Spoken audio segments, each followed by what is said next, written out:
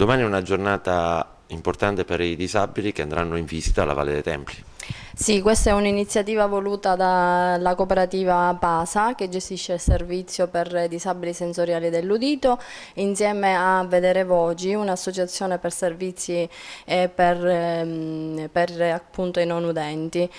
Questa iniziativa vuole dare la possibilità di conoscere la valle non solo come monumenti ma anche come storia e cultura, dedicata anche appunto ai disabili che hanno una comunicazione diversa.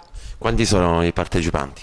Allora, sono circa 30 i disabili nostri utenti della cooperativa, poi ci sono degli ospiti perché abbiamo esteso l'iniziativa all'Istituto Audiofonologico di Marsala e dei sordi segnanti adulti.